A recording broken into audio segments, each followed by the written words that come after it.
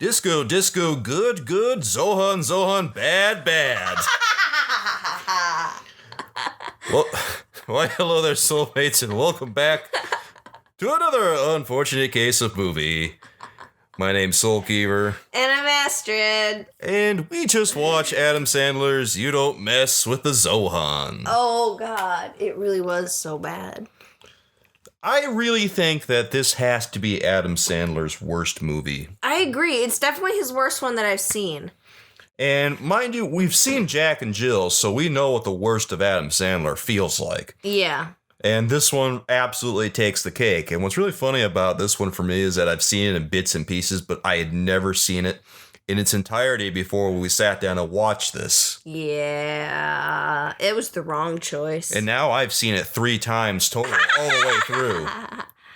Once you crammed it up your butt, you just couldn't get enough? Something like that. I mean, I watched these movies a couple of times preparing for this nonsense. Yeah, that's why. And every time I do it, I'm absolutely filled with regret, just seething and dripping over the edge of my very essence. It destroys me a little bit every time I have to watch these things in preparation, but I do it because I figure, hey, gotta act like a professional. Oh, what we do is not professional. Well, that's depressing. Yeah, man. I mean, what we do is professional, but our topic is not. Well, that's two totally different things, and we're just gonna concentrate on the fact that this movie blows. Yeah, this movie was not professional. No, I don't know, man. This movie was way back from 2008 or something, and it really felt like it. Yeah, it showed. And it's just, he's one of those people that hires his fucking friends. I don't even know that he does auditions. I don't really know that he does either, because every movie you ever see with him, occasionally you'll see someone new that has joined his little clique, like, sometimes he'll wrangle in Jennifer Aniston, who, I don't know how he talked her into it, but okay. I guess it's because this movie's turn a profit. Yeah, I mean, she made her bread and butter on comedy. She made her bread and butter on comedy, but not his brand of comedy. No, but what the hell else was she really doing? So she did, like, Friends. She did The Breakup. And now she can do this. To her, Jennifer Aniston's credit, though, every time she's in a movie with Adam Sandler, the movie's better for it. Oh, yeah. She's fantastic. I love her. Because both the movies she's done with him have been really good. Like, better than the critics really gave them credit for. Mm-hmm. She really classes up the place. Yeah, I think Adam Sandler tends to be on his best behavior when he makes a movie with her because he doesn't want to scare her away. Right? But unfortunately, she was not in You Don't Mess with the Zohan. Instead, we get a merry band of, nobodies, and then Rob Schneider. Well, so of course. So nobodies. Rob Schneider, who's in The Hot Chicks. So Rob Schneider in brownface in this movie, by the way. Are you sure he was in brownface? I don't think he's actually as dark as he was in this movie, unless he just sat under a tanning lamp for however long. Because Filipino people can be dark. I will give him the benefit of the doubt and say maybe he just got a really good tan for this. All right, I'm going to say, it'd be one thing if he was a white person, but I don't want to go around throwing accusations that a person of color is wearing brownface if I don't know. I suspect he is, but I will give him the benefit of the doubt. You're like, I won't say it, but I would put money on it.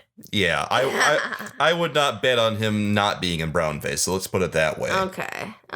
I don't like him, so I try to avoid seeing him, so I don't really know how dark he is. I haven't seen enough of his shit.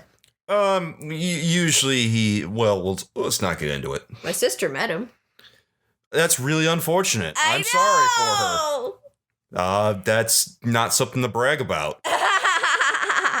I mean, he came to Comic-Con and she was like, yup, gonna wait in this line, get a picture. I mean, you meet Rob Schneider at Comic-Con, it's on the same level as just meeting the people standing in line with you. They're about the same height, I think. Well, yeah, Rob Schneider's like 5'3". Yeah, he was very little in that picture. She's just barely shorter than he is. Yeah, it showed. And I feel like she may have been wearing heels at that event, so they were probably the same height. Even Adam Sandler's not a really tall guy. He's only about 5'9" and change, maybe. Really? Yeah, he might be like around 5'10", but he's not super tall or anything. Hollywood, it's shorter than you think. Yeah, totally. But of course, in the world of movies, Adam Sandler is pretty much, average or slightly above average. Yeah. Yeah. So Zohan was a weird movie, to say the very least. I guess the first place to start with Zohan is that it just felt like a weird kind of Israeli propaganda movie. I at least that's how it started off, and it felt awkward watching it. Yeah. I didn't really feel right watching it. It felt dirty kind of watching it right off the bat. Yeah. Because it goes real heavy on, they weren't really I don't think, positive necessarily Israeli stereotypes, but the Palestinian stereotypes were worse. Oh yeah, it wasn't really, really heavy-handed the way that they were portraying the Palestinians, which was, of course, in a negative light. Yeah. But it still didn't feel I still didn't feel good watching this. Yeah. But it would be, for example, it'd be kind of hard to tell where they were fighting, but say he's fighting whichever terrorist. I don't remember if it was supposed to be Phantom or not. But the guy comes down from the ceiling and they're like, oh, this is my land. And Adam Sandler's character's like, oh yeah, because my people have never settled here. Yeah, he was just fighting a bunch of random terrorists when he was going to get the Phantom, and one of them, they're trying to engage in some kind of dialogue, and I think Adam Sandler is trying to make some kind of commentary on the Israeli-Palestinian conflict. Right. But, political commentary is not really Adam Sandler's expertise. Yeah. Poop jokes are his expertise. Let's be real here. Yeah, and I would take political commentary from him, but I think he was born here, wasn't he? He's American. Maybe Canadian. I think he's born here. Yeah, be like, you weren't raised around that conflict. I don't know that it's really yours to speak about. Yeah. There's going to be nuances there that are, stories are always best told by the people that are affected. Yeah, I just felt weird watching it. I didn't feel like this was his movie to make necessarily. Yeah, it was. Maybe if he had focused a little less on the beginning scenes and kind of fast forwarded right to the haircutting bits, and really tried to focus more on the comedy than trying to set the stage so much. Yeah, because all the stuff in America was fine, because then it was about how the conflict doesn't really exist there. There's just your general racism and your white people trying to stoke it between the different groups of brown people. Yeah. When they can't even tell them apart. I know. There was a lot of good stuff going on there. He was fighting the neighborhood watch, and he was going in and breaking down his own personal social barriers by working at a Palestinian salon. Yeah, that stuff was clever.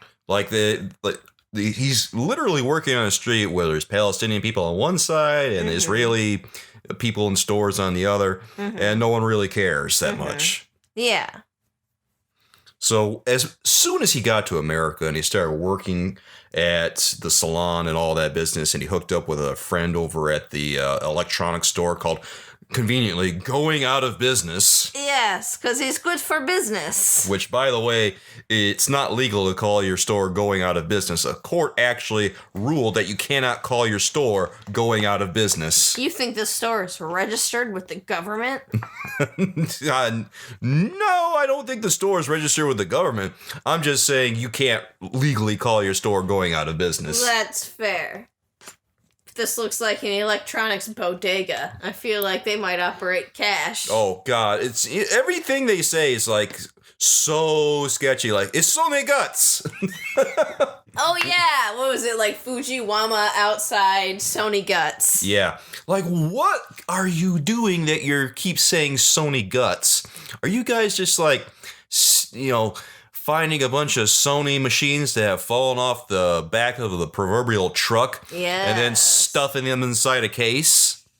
Is that what's happening at this store? Yes, because maybe I don't know if TVs have identification numbers on the album, but I would imagine that it would be on the casing. Well, remind me never to buy any electronics while I'm in that part of town. Because I feel like if I go there, I'm going to get ripped off bad. I also like the 300 in the ad, and then you get there, $450. Yeah. You gonna believe the ad, or you gonna believe me? I believe the warranty at this place lasts as long as it takes for you to walk home and plug it in. Yeah, for sure. For sure. As soon as you take it out of the store, no good anymore. Right? Ridiculous. Oh, God. Oh, boy. Yeah, everything that happened in America was just an absolute joy to watch until the end of the movie. The movie really went off the rails at the end, but, like, the middle was perfectly good. Yeah. And the beginning was just weird and kind of racist, and I didn't like it at all. No, it was cheap and uncomfortable, and I know it wasn't coming from a malicious place, but... No, I don't think he meant bad about the whole thing. I think he was trying to portray, like, the both sides of it. Yeah. And I remember you saying when you were looking up the movie that, like, generally it's perceived positively in Israel. Yeah, they love the Zohan movie in Israel. But I don't know about Palestine. Well, I don't know how Palestine feels about it, but I do know that there were no Palestinian actors in this movie. Yeah, see, and that says something too. Yeah, it was all like Israeli people coming in and, other people coming in too. Mm-hmm. People who would look the part, more or less. Yeah. Looking the part to stupid Americans who can't tell the difference. Yeah, that's about it. Just like the white supremacist group in the movie. Israeli people actually, in general, think that the movie's funny because of the way that they portray all the language in the movie. Like, the language is just bullshit mostly. Oh, God. Like, there's a few Hebrew words here and there, but there's also a lot of Yiddish sprinkled in between, so it creates this kind of gibberish language that they're kind of speaking. Yeah. Or a pigeon language. So when they're drinking fizzy bubbleach, that's not necessarily a real word. No, like fizzy bubbleach isn't a real thing. Yeah, It's just they might have like fruity drinks like that over there, and that's probably what that's based on. Probably. And then they had a lot of ridiculous words for genitals. You know, Penis, like butthole. pinocchum. Yeah. I like those words. I didn't mind. Some of those words that they were just throwing out there, I was just listening and going, that's funny. Yep, and I don't remember any of the ones for vagina, but I remember you said put it in whatever one of the ones for those and then have it come out your poopech. I don't remember what it was either. But I did find the way that Zohan was so forward about sex to be awkward, yet is refreshing the right word here? I'm not sure. At least he's upfront. Yeah, there's that, and he's big on consent. Yeah, that's true enough. Like, he doesn't force himself on... Except for that one scene. Oh, where yeah. He's like, put it on her. Now move around. Now look away like you're not doing it.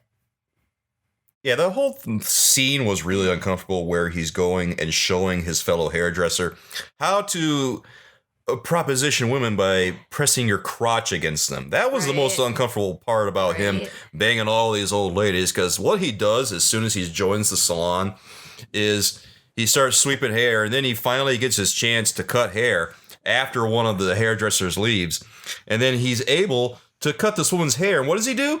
He just becomes like part of his service. Like, you get a wash, a cut, a dry, and a good hard dickin'. Yeah. And you know what? As soon as he does this the first time, there's a line going around the block. Out the door. And it's really good for business, but we kind of have to reconcile that with the fact that Zohan here is a sex worker that happens to cut some hair on the side. That's what it is. And the old ladies, they try to make him feel better. They're like, no, we're here for the great haircut. The sex is just a bonus. Like, please. As soon as he wasn't able to perform, how did his performance or his appointments just kind of drop off the map? Right. All of a sudden, he had a lot of time to do other stuff. This movie wasn't very realistic in that regard. No. As soon as he hooks up with Dalia, he cannot make sticky with the old ladies anymore. That's how he put it. He calls it making sticky. And he gets other people to call it make sticky. And at first, his girlfriend was not into it, and rightfully so. And then she just kind of let it go, and it's like, no, you're dating a man who acts like a child. she's kind of repulsed by it at first. In fact, she tells him, "I don't think they like the way you talk shop." Right? Yeah. She's like, you can't sexually harass all of my clients. In a rational world, Dalia would have had a point. Right, yeah. And I don't really love that they undermined it, but the movie's funny, so that part of the movie's still funny, so I'll let it go. The middle of the movie is funny. The beginning and the end suck. Yeah. I really like Dalia, actually. I thought Dalia was one of the better characters in the whole movie. Yeah, every funny movie needs a straight man. She's the Eugene Levy of this movie. Oh, yeah. I think she's just, well, one, she's beautiful. Oh, my God. Absolutely gorgeous. And plus, she's pretty funny as a straight lady or a straight man. Mm-hmm.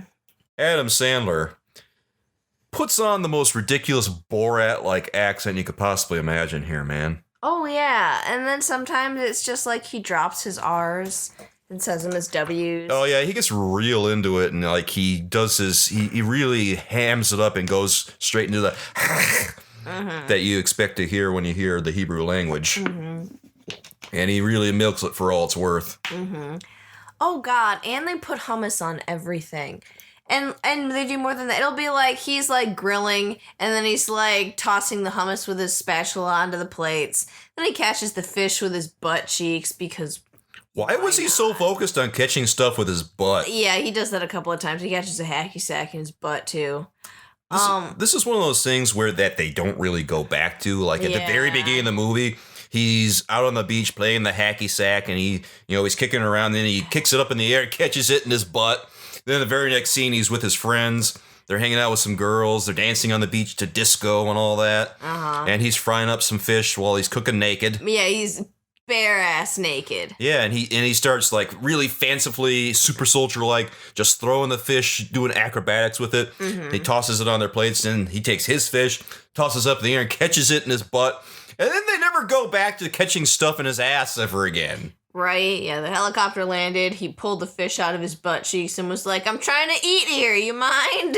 In a way that kind of implied he was eating it with his butt cheeks. Don't eat that! Is he really cramming food up his butt and getting nourishment that way? I don't know. I assure you, you do not want to put hummus in your butt. No. Oh, I remember what I was going to say. They put out fire with hummus. Yeah. It was gross. It was nauseating, and I love hummus, but that's not how I want to see my hummus. A brief list of all the things that they do with hummus in this movie.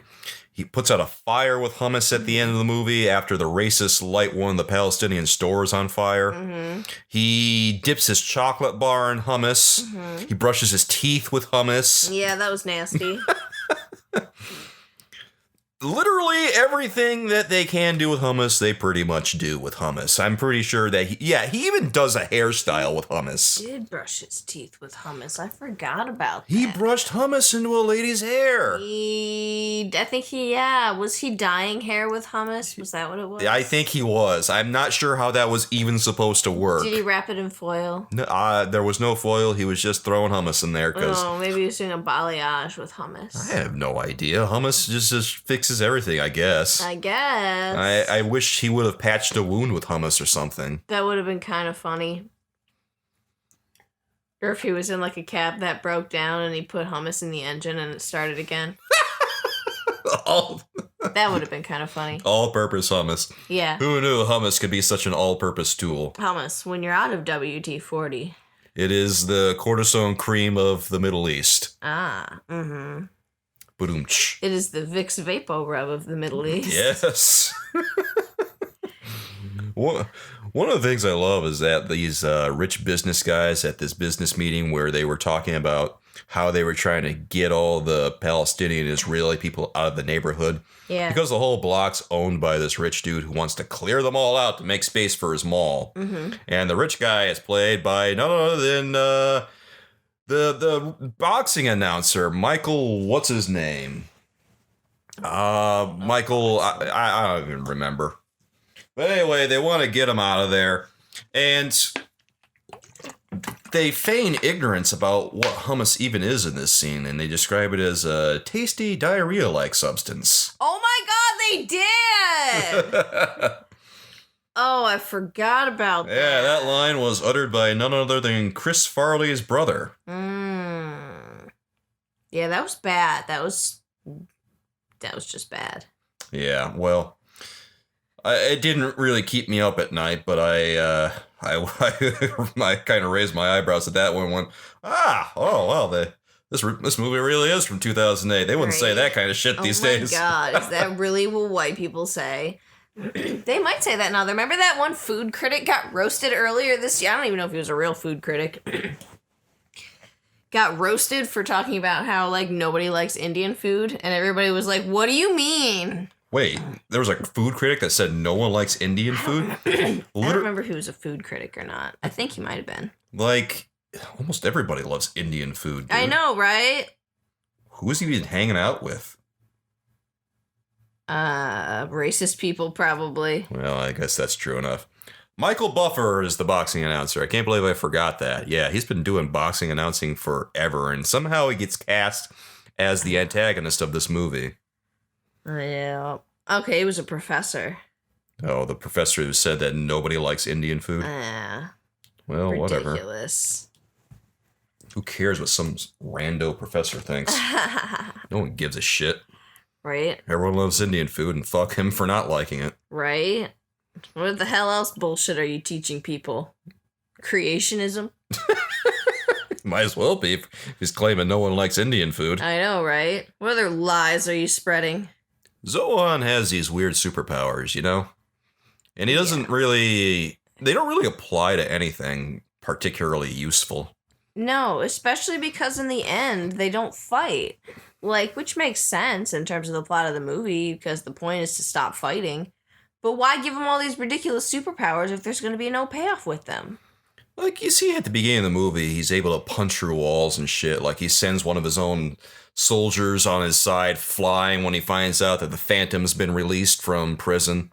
Yeah. And then when they go to track down the Phantom, he kicks his foot through a wall and he's only wearing a sandal. Like, it's no big deal. Yeah. And then he's able to super quick disassemble a firearm that one of these terrorists is pointing at him. That would be useful.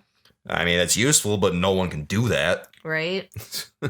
It's bizarre. Then later on, you see him punch out a bunch of racists that are doing graffiti on Palestinian stores. Yeah, he's got like super speed. Yeah, he moves like the Flash for like no reason whatsoever. Mm-hmm. And you don't see it that much to really justify its existence. Right. And these powers even include like gravity defiance and then sentient limbs after they get lopped off. Oh yeah, he gets his hand cut off and then it like stabs the guy in the back and then comes back and does something. Yeah, there's a flashback. He thinks back to one of his arms his hand getting cut off. And it comes to life like the Thing and takes the terrorist knife that cut his hand off and stabs the terrorist in the back with it. Mm-hmm. Mm-hmm. And that's the end of the flashback. Well, the hand pours him a fizzy bubble at first. That's what it was. I'm like, it like helped him drink something. Of course it was fizzy bubble.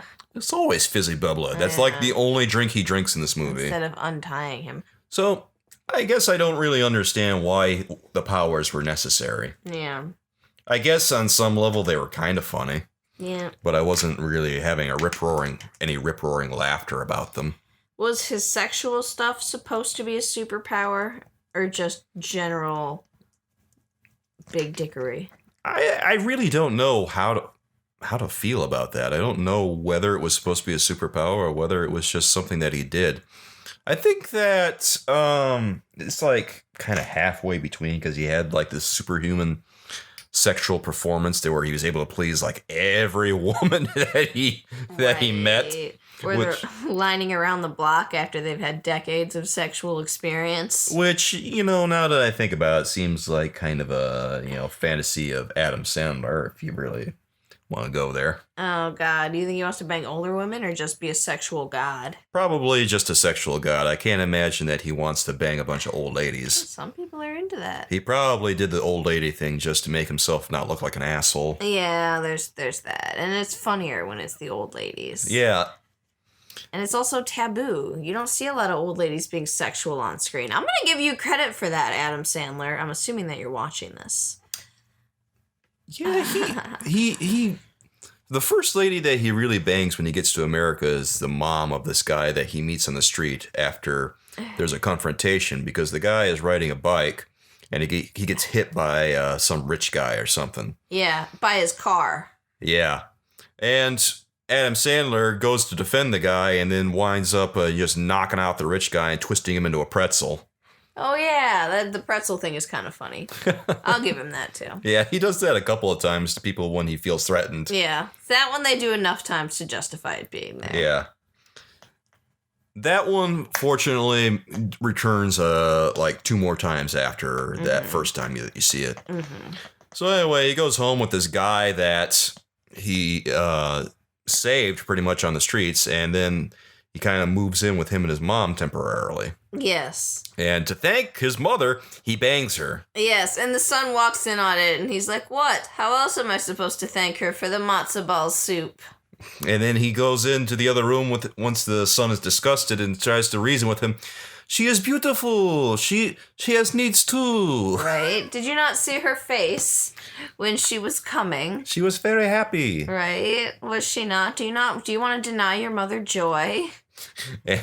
And this poor guy is having the most difficulty keeping his food down. Several times they're at the dinner table and she starts talking sexy to her. And eventually he gets a friend involved too. The guy who runs the going out of business shop gets in on it. Oh, yeah. Starts banging his mom too. Yeah. Well, I think that was once he couldn't work his pinachin anymore because he decided he was in love with Dalia. Then he started getting the other guy in to fulfill this lady's needs. Because I guess, they have no standards. They're not too picky. All right. To which I say, okay, you go, guys. Go get her, I guess. Juice is still sweet. Yeah, it is. So, is this a superpower? I don't know. It certainly isn't after he meets Dalia and finds out he's in love with her. No. I want to know why she's not bothered by his enormous bush. Why isn't she bothered by his enormous bush? I have no idea. They never actually show what the bush looks like, so I have no reference for it. They don't. But I would imagine it's something like that pool party from Harold and Kumar Escape from Guantanamo Bay. Oh, God. Because, remember he goes to the doctor, and the doctor's like, maybe you should trim it. It looks like it's being strangled.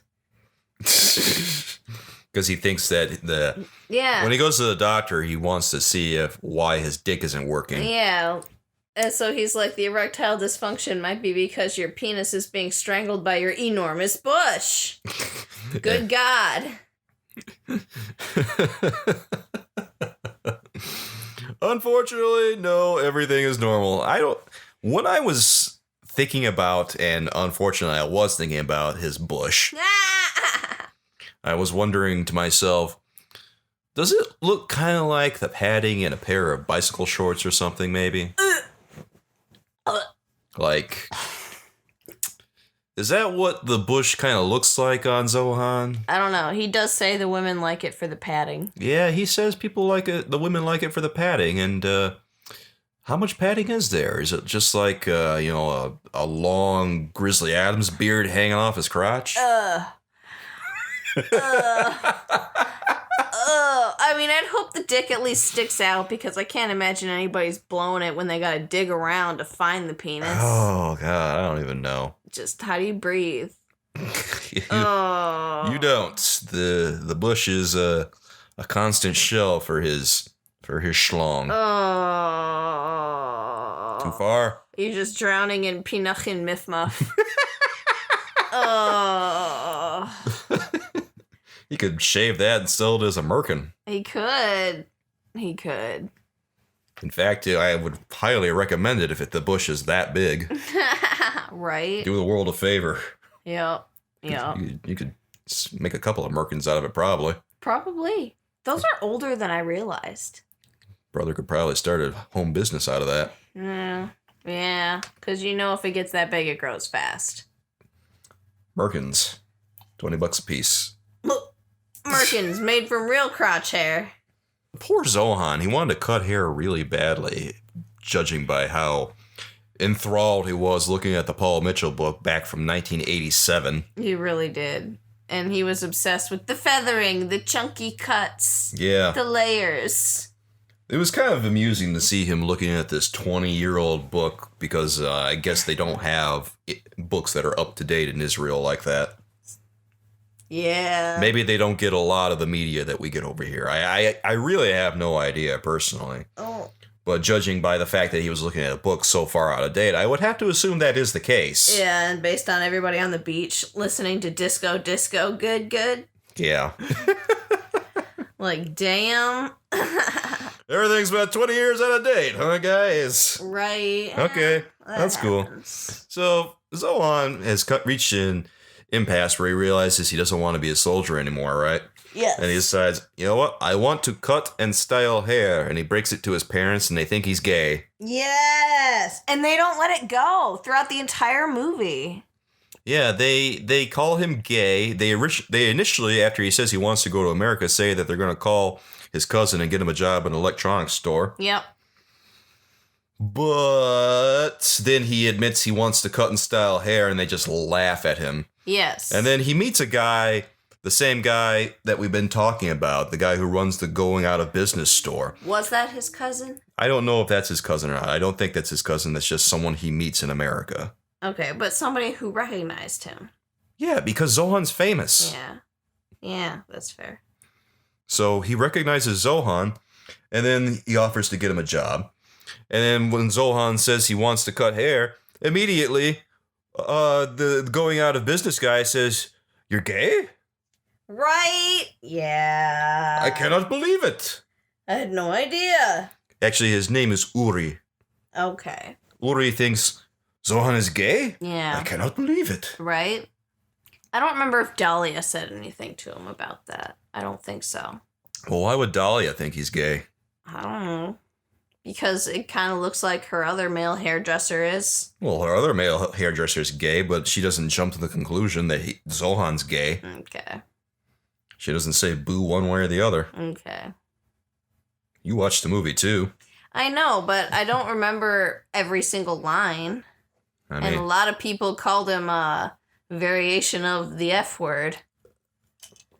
I don't remember that many people saying it. I think only a handful did. Like, there was his dad who called him gay, and his mom, and thought he was kind of gay, too, when he was over in Israel telling them about it. And they met Uri, and Uri thought he was gay when he said he wanted to be a hairdresser. Mm-hmm. And then his dad called him gay again at the end of the movie as a joke. Okay. And I think that's about it. There wasn't one more? I'm not forgetting one? I don't think so. Okay. I did like that he had the idea that he was going to waltz into the Paul Mitchell hair salon and speak to Paul Mitchell to get a job. Oh, that was great.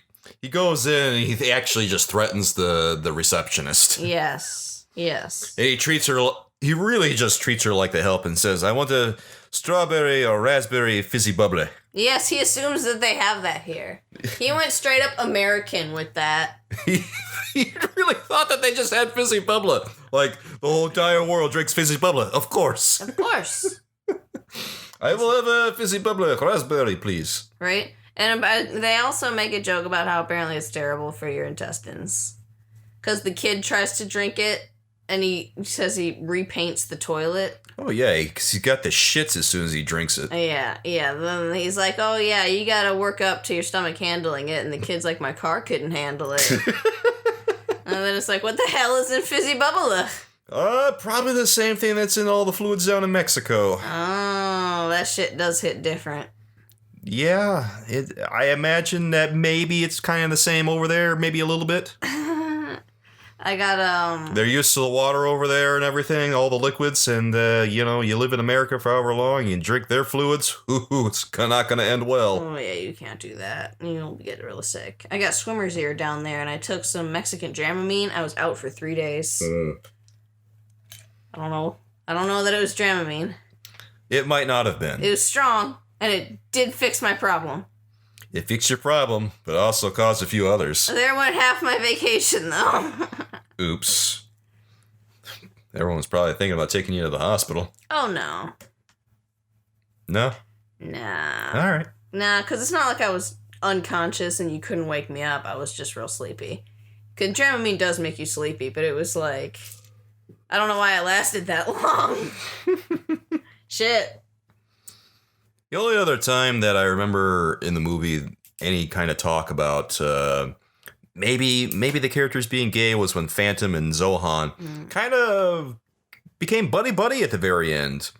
All of a sudden, because Zohan helped him out when he was trying to save a Palestinian store from burning down. Mm-hmm. And Zohan got an entire tank of hummus and sprayed it through a fire hose at the store to help Phantom put out the fire. Yeah, that was gross. Yeah. Why? Why would you do that? Phantom and Zohan start to bond after that and talk about what they love. And the Phantom admits, I love shoes. Yes. Oh, is that the other time? Because then they're like, oh, yeah, and everybody else assumes that I'm gay because of this. And they're like, oh, you can just like it. There's nothing wrong with that. I don't even know if they talk about being gay. They just talk about parents not understanding. Yeah. Like his parents just don't understand why he would want to sell shoes. Right. And Zohan's parents don't understand why he wants to cut hair. Right. Mm-hmm. And style. I like to cut and style. I like to make hair. it silky smooth. Yes, he does say silky smooth a lot. Yes, he goes to the Paul Mitchell store and says, I know how to cut the style. I make silky smooth. I am the best. I make you silky smooth. Or you must wait for somebody else to make you silky smooth. If I find out you are hiding this Paul Mitchell from me, I will find you and I will destroy you. This I promise you. Oh, he did say that. Nutbag. And then he disco dances right out of the salon. That was kind of funny. I approved of that. And then they laugh at him, too. Yeah, because he disco danced out of the salon. Well, that was pretty goofy, but those ladies were also really mean to him. Yes, but I don't know why he thought that would be owning them. And I know. There was no reason for it. They made fun of his haircut, and he's obviously just got here. Right. Like, he obviously is from not around here, and his haircut is really out of style. And I'm not sure the ladies were aware that, whatever styles he's aware of are obviously going to be 20 years out of date. Yeah. It was like when everybody was laughing at Star Wars Kid. Mm. We were definitely punching down. Yeah. And then, I think the reason that his clientele is so damn old is because all of his styles are 20 years out of date. Yeah. So, that's a good point.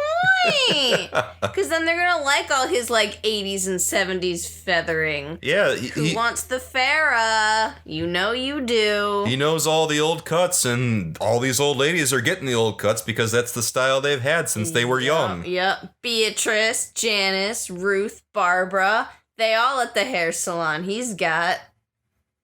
So he's probably the only one in town who knows how to do that stuff anymore. Okay. And that's why all of his clientele is old as shit. He ain't scared of no Aquanet. Well, there's also that, and, he sexes them up when he's done. He does.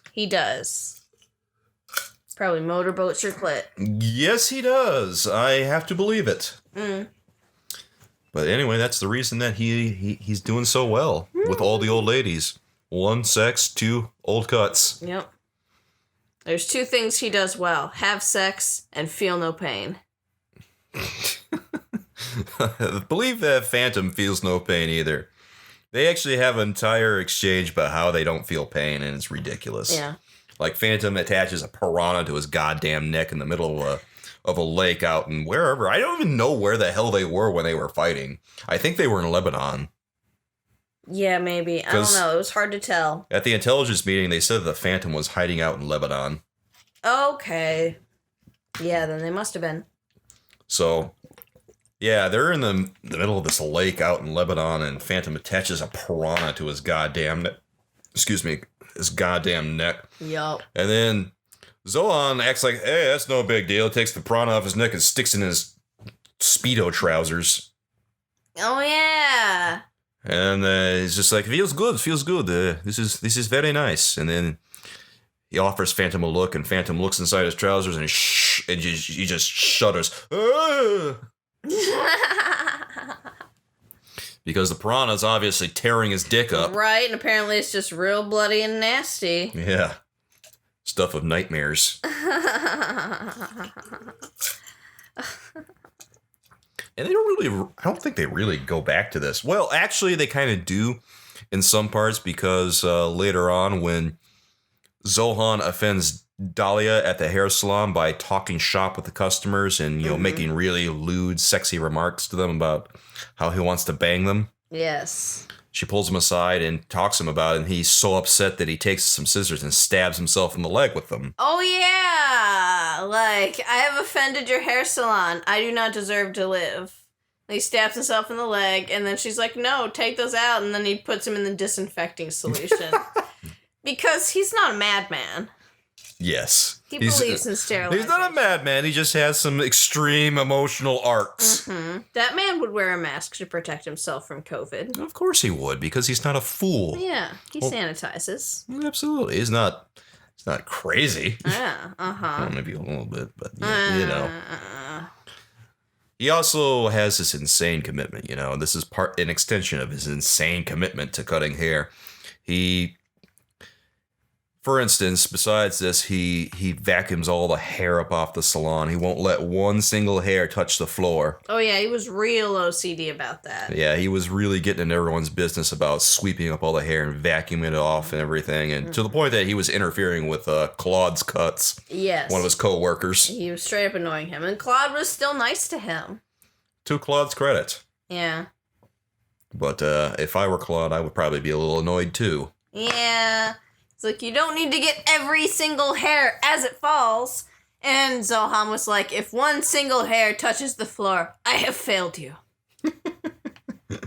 And his poor coworker just rolls his eyes. He realizes there's nothing I can do here. There's not. I'm done. He helps him learn how to cut new styles better, all that stuff. He really does help him. Yeah. So, I believe now is the time for us to go straight into our Amazon reviews. Hey, the best time. Yeah. Our first Amazon review comes from Richard C., who says, an immature riot. Ridiculous in virtually all ways. If you get a kick out of Adam Sandler's stupid over-the-top movies, then you'll love this one. The move, I think he means movie, goes for absolute stupidity in its humor and nails it. People that rate this movie low were looking for something different. I mean, that's true. Yes, we were looking for a competent movie. Right? And, well, obviously, if you come looking for that here, you're not going to get it. There's this part where he sprays a cat with hummus. That was gross. I absolutely lost it. Why? I got the kind of laugh that only comes around a few times a year. With that said, though, I'm a huge fan of Sandler's style. If you aren't, then this won't change your mind. Why was he a fan of the cat getting sprayed by piss and hummus? Yeah, that was gross. The cat stuff was not funny. That was just animal abuse. Yeah, it was weird the way that the cat was getting sprayed with hummus and then the cat was getting pissed on. Then it got kicked around like it was a hacky sack. That was awkward, and I did not like it, dude. I didn't like that either. That poor cat. That was bad.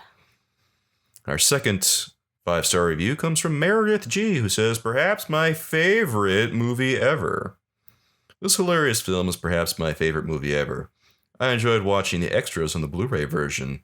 A lot really went into making this film behind the scenes. Many stunt doubles, for example. I like the music too, since there's no soundtrack available. I had to download many of the tracks separately from Amazon's MP3 store. Whoa, that's commitment. Goddamn. Okay.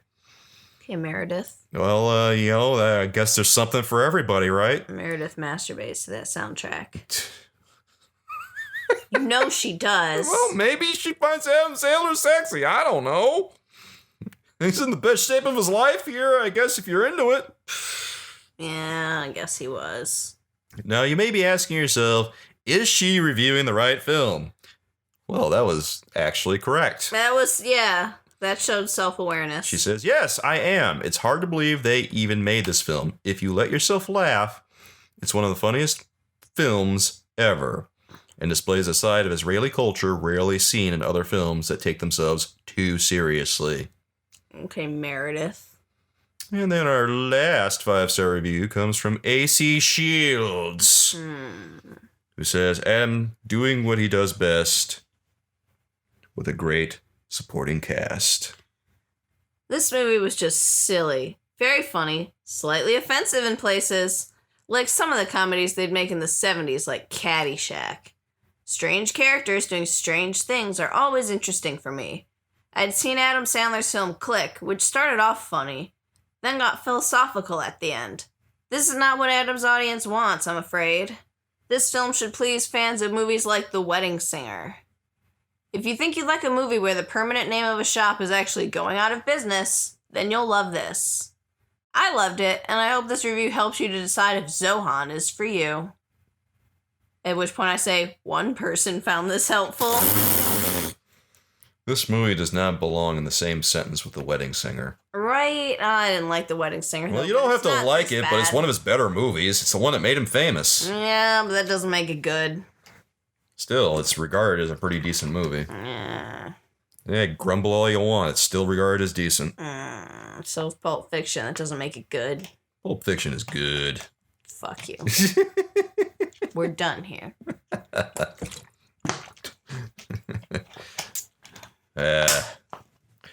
Well, let's go on to our one-star reviews now and see what the dissenting opinions have to say. Our first one-star review comes from M. Weller, who says, just really bad. He says, I rarely write reviews, but I saw Zohan had an average of 3 stars and couldn't believe it. It is impossible to get too in-depth about my issues with this movie because there are so many. Basically, it's unfunny, boring, and really boring. Yep, fair. The jokes aren't funny, i.e. let's put curry on everything, including our eyeglasses, because that's hilarious. Yeah, it was fucking gross. Yeah, there's this one point at the beginning of the movie where Zohan's having dinner with his parents, and his dad dips his eyeglasses in hummus like it's a spoon, and then he eats it off of that. Like, what? How are you going to see now, dude? You're like 80. Right? Yeah, now you gotta look through cataracts and hummus. That's a dangerous combination. You're just going to see pitas after that, right? You're not going to see shit. Pita vision. The jokes aren't funny. Oh, okay, I already said that. Never mind. Let's go forward. This was simply a very poor movie. And before this, I enjoyed almost all of Adam Sandler's movies, including Little Nicky. Oh, that was a good one. Yeah, I like Little Nicky. Well, kind of. It's been a long time since I've seen it, so I think I like it. I feel like that was also one of his better ones. It probably is. It's just been a long time since I've seen Little Nicky, and I don't know how I feel about it right now. All right. Really do yourself a favor and watch something else. Yeah. Yes! Please, watch anything else, because You Don't Mess With the Zohan is terrible. That's good advice. And our next review comes from M. Sue, who says, one of the worst Adam Sandler movies. Oh boy. she forgot to spell M. Sandler. That bodes well. Yeah. Usually Adam Sandler movies are predictable, but entertaining enough to finish. But this movie is just an insult to my intelligence. To enjoy the movie, I had to be a 5-year-old, but some of the humor is for adults only. His movies such as Waterboy, 50 First Dates, etc. have a lot of dumb but fun jokes. Yeah, Waterboy's a classic. This movie lacked those jokes. The humor in this movie is just plain dumb, not funny at all. Avoid buying. At most, rent if you must watch all Adam Sandler movies. 6 people found that helpful. Nice. You know, I remember watching The Waterboy a long time ago, and The Waterboy is actually pretty entertaining. Yeah, it is. And then 50 First Dates, I think, is one of his better movies, too. This movie doesn't really stack up because all the humor is just kind of random and all over the place. Yeah. Like, it's just, it's like watching Family Guy in live action. That's fair. Where they just do a bunch of cutaway gags. Even though these aren't really cutaway gags, it's just a bunch of random nonsense that they throw in and they never go back to it. And our last 1-star review comes from French, who says, waste of time. This movie was painful to watch. I couldn't get over how he was holding his shears. What? I know that's picky, but come on, the movie's about a hairdresser. Do a half-second of research before you go making a movie. Calling Jean-Paul DeJoria Paul Mitchell just makes no sense to me. The jokes were predictable and bland. It's a waste of time. Okay, French, you hairdresser. You can't focus on anything else in the world. Wow, way to miss the point. Like, it's bad, but not because of the way he holds his scissors. He's mad because of he's mad because of that little detail. Who gives a shit? That is just hyper-focused criticism. What a pedantic prick. Wow. Wow. I'm sure he's a hit at parties. I'm sure he's got all kinds of friends that I bet. whom he bitches to about Zohan. Yep. Wow. Yeah, well, Amazon reviews, everyone. Those were very enlightening. Thank you. Your opinions are just always trash worthy, and I love them all. Mwah. So, did we learn anything from this movie? I don't think we learned anything about the Israeli-Palestinian conflict. Oh, I guarantee we learned two things: Jack and shit. Right? We learned that shit like the Boston Tea Party's still happening. People dressing up like people of another ethnic group, white people, doing that, and then committing vandalism and blaming it on the brown people. All right, so yeah, there's this hate group in the movie that the rich guy, played by Michael Buffer, hires to go vandalize all the Israeli and Palestinian stores on the block that he's bought. He wants to get them out of there. Yeah. So that's what this hate group is doing. Yes. They're going to burn everything down. Strangest sentence I'll say about this movie is that Dave Matthews plays a pretty good white supremacist. Yeah, that's, go Dave Matthews. Dave Matthews, that's like the most unexpected person I would hope to see in Adam Sandler's posse. Yeah. And it was weird. And he now gets to, rub elbows with Vanilla Ice. 'Cause why not? There's one other movie that Dave Matthews was in with Adam Sandler. He was in Just Go With It with Adam Sandler and Jennifer Aniston. Oh, where was he in that? He was married to Nicole Kidman's character. Oh, shit. I'm sorry. He's got kind of a generic face. I mean, I still recognize Dave Matthews when I see him. Yeah. He's not exactly a nobody. I didn't notice him until you pointed him out to me. Dude's like 6'2", and he's got a very distinct look. I guess. I'm not so distinct about it. He just looks like Dave Matthews. Okay.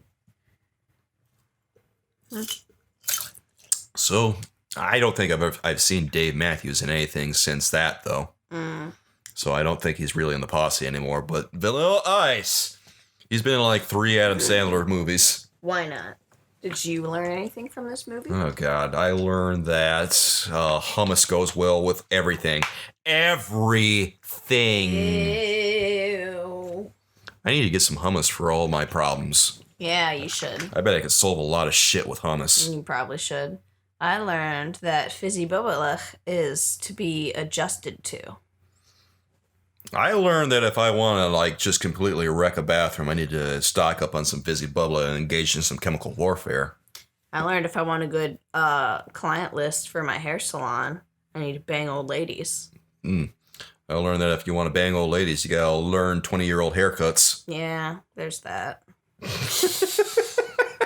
It all goes together. Oh, I also learned that disco, good. Yes! Disco is good. I learned don't eat with the Zohan cook sheet because it may have been in his butt cheeks. I learned that you better eat it or else he'll make you smell his foot. Oh, that was nasty too. Yeah, and the opening scene where he saves that kid riding the bike as soon as he gets to New York City.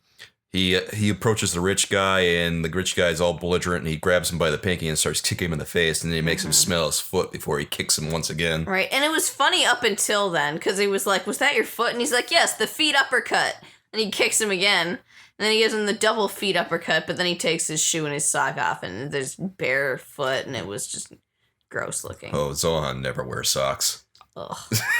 Zohan is always in sandals. Oh, that's right. He took his sandal off. He may have smells, but yeah. No, he does when he gets sized by what's his name? All right. He's wearing closed-toe shoes in there. Yeah, because he makes him try on the square toe. Yeah, classic, functional though. And what's really funny is that the Phantom also only knows shoe styles that are about 20 years out of date. Mm-hmm. Yes, because they're from the same place. Or no, they're from the They're from the same region. Yeah.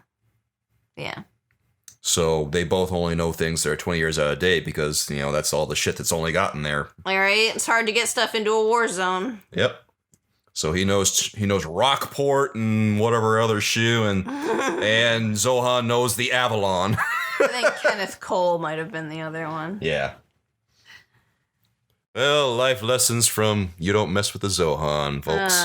Yes. So what would you rate this movie? Oh, God.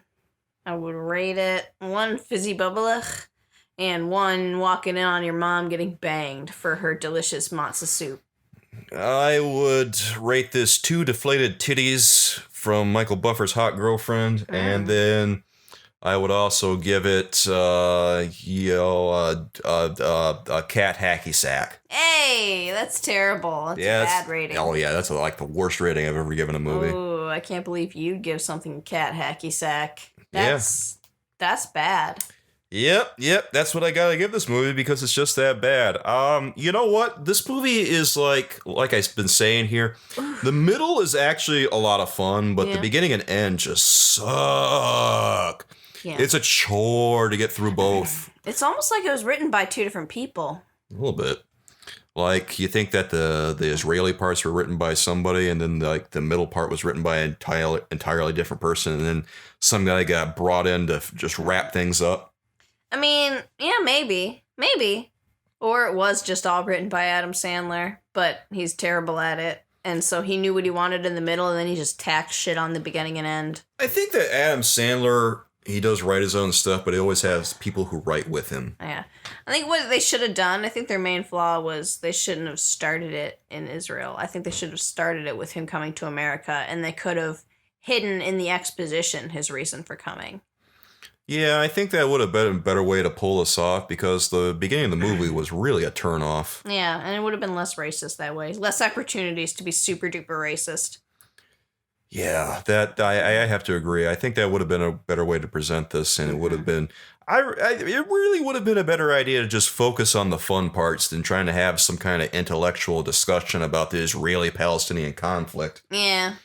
And not to say that this was intellectual whatsoever, but I didn't really care for it. But it kind of, it thinks it is. This movie's sniffing its own farts. It thinks it's smarter than it really is about saying, hey, just come to America. No one cares here. Right. Yeah, that's not a solution. That's not the two-state solution we're looking for, guys. Right? Like they learned that they didn't burn each other's buildings down. They didn't learn to share.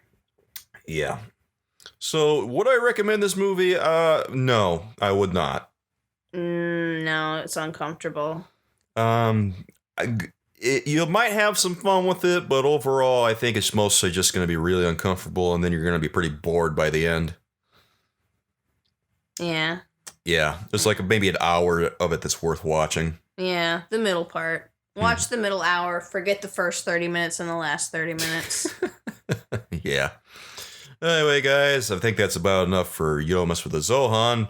Next time on An Unfortunate Case of Movie, I believe we're going to watch Jack and Jill. Oh, God, yeah, we are. Or are we going to watch That's My Boy?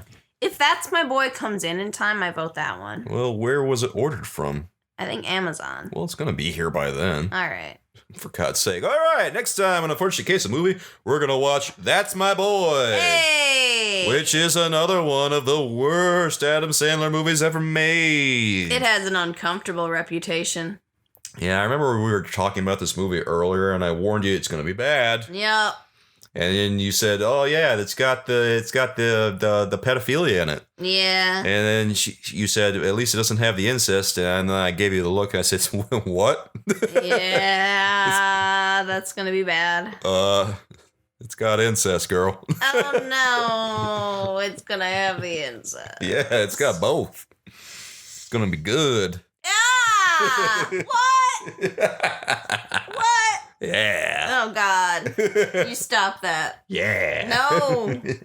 Yeah. No. God, I should not be excited for this. No. No, the movie is just awful, guys. Yeah. Although I will say it is so much more fun than Zohan. Yeah, I bet it will be. Yeah, thank God for that. I never want to see Zohan ever again. 3 times is enough for one life. This movie is the only movie that can make you want to watch That's My Boy, because it's a different movie. That's My Boy becomes a better movie merely by proximity. Yes. It's like the ugly friend syndrome. Yes. Yeah. Because life is all a comparison. Womp womp. Well, guys, really hope you enjoyed this. If you want, you can follow me on my personal account on Twitter at SoulKeever, or you can follow our official account at Case of Movie, where we regularly tweet about, all the movies that we're watching and stuff. Mm-hmm. And occasionally we post screenshots of the movies with some comments and stuff, too. Yes, we do. Yep. And if you want to follow Astrid at her personal account, you can find her at Angry Astrid. Yes, you can. Indeed.